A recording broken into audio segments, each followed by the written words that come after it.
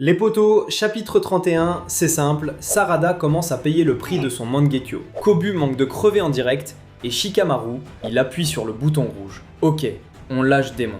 Et là je te pose une question qui va faire mal.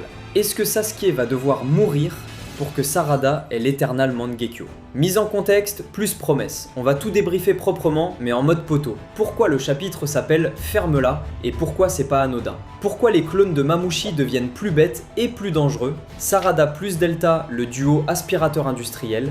Kobu, le plan de Kashin Koji est glacial. Et la fin, Shikamaru transforme Eida en appât et Démon, il sourit comme si c'était Noël. Accroche-toi parce que ça sent la fin d'arc, mais aussi la catastrophe. Le titre Ferme-la, Inojin craque. Le chapitre démarre sur un moment que j'ai kiffé parce que c'est vraiment humain. Inojin est dans le corps de Kobu et devant lui, t'as les clones de Mamushi qui le fixent, genre film d'horreur. Kashin Koji lui dit « Casse-toi du corps, laisse Kobu mourir, c'est un obstacle ». Sauf que Inojin, il refuse. Et il lâche un truc du genre « Ferme-la ». Et là tu comprends pourquoi le chapitre s'appelle comme ça. C'est Inojin qui dit « Si être shinobi c'est laisser un civil crever, alors ça sert à quoi ?» Et en plus il est lucide, dans le corps de Kobu, il est lent, les mouvements sont doux, pas entraînés. Logique, le gars n'a pas de training shinobi. Sauf qu'il s'en fout, il préfère risquer sa peau plutôt que de devenir un pion. Et ça c'est important, parce que Kashin Koji, lui, il joue aux échecs. Inojin, lui, il joue avec sa conscience. Question débat direct, vous êtes team Koji a raison, faut sacrifier Kobu, ou team Inojin a un vrai cœur de shinobi? Eida plus Démon, pourquoi tu n'utilises pas le Senrigan?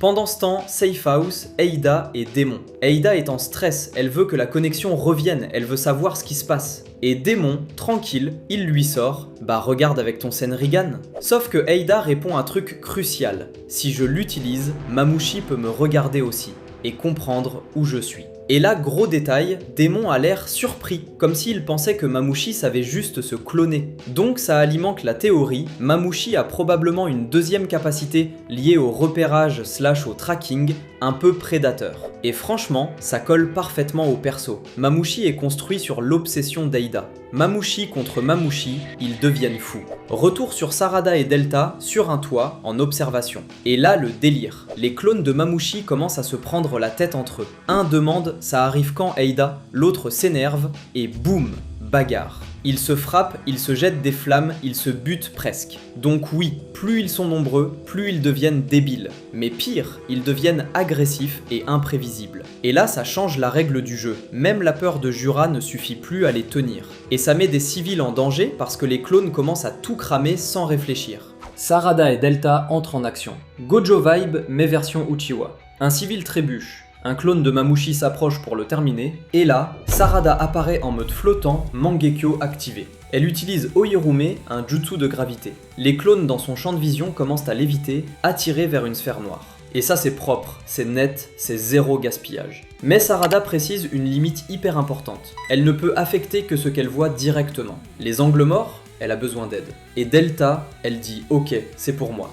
Delta part en mode cyborg fury, coup, laser, jambes modifiées, elle détruit les yeux, elle transperce, c'est violent mais efficace. Et Sarada finit le ménage en refermant le piège. Et là, le chapitre te fait mal. Sarada tombe, elle se tient la tête. Son œil droit saigne, vision floue. Et là on est obligé d'en parler, c'est exactement la conséquence Mangekyo. Et c'est le premier vrai signal, elle peut devenir aveugle. Et maintenant le sujet qui va mettre le feu aux commentaires, théorie, Sarada va-t-elle obtenir l'éternel Mangekyo via Sasuke? Parce que si Sarada perd la vue, la solution Uchiwa classique, c'est transplantation. Et qui a les yeux compatibles? Sasuke. Sauf que Sasuke est déjà dans un état compliqué dans l'histoire. Et on a un autre truc. Idari, la version arbre divin liée à Sasuke, peut aussi entrer dans l'équation.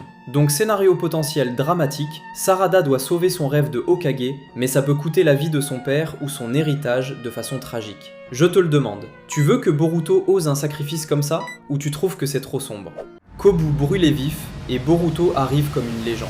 Retour sur le toit. Kobu reprend conscience, il comprend rien. Pourquoi je suis là? C'est quoi ces monstres? Inojin relance la transmission, alerte Shikamaru. Kobu va mourir. Shikamaru et Sai arrivent, mais trop tard. Kobu se fait cramer par les flammes de Mamushi. Et là, entrée de scène digne d'un panel iconique. Boruto arrive, Kama actif, coupe tout en un éclair. Les têtes tombent, les yeux sont tranchés, c'est propre. Il absorbe les flammes, sauf Kobu, rengaine.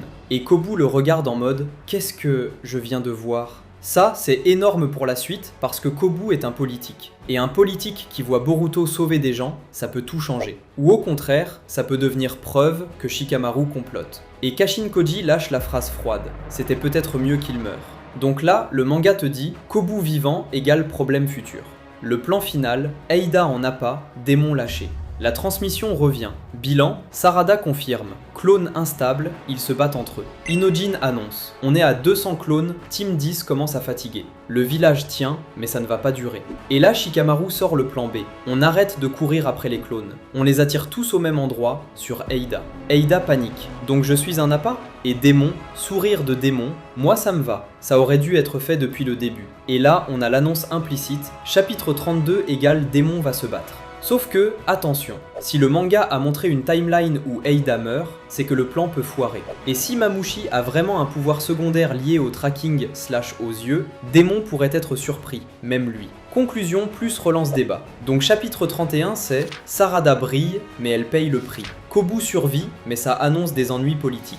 Et Shikamaru met Eida en danger pour conclure l'arc, pendant que Démon trépigne comme un pitbull à qui t'as enfin ouvert la cage. Je veux vos avis. Sasuke doit-il mourir pour Sarada ? Kashin Koji, génie ou danger public ? Démon va rouler sur Mamushi ou on va avoir un twist ? Balance ton choix en commentaire, je lis tout.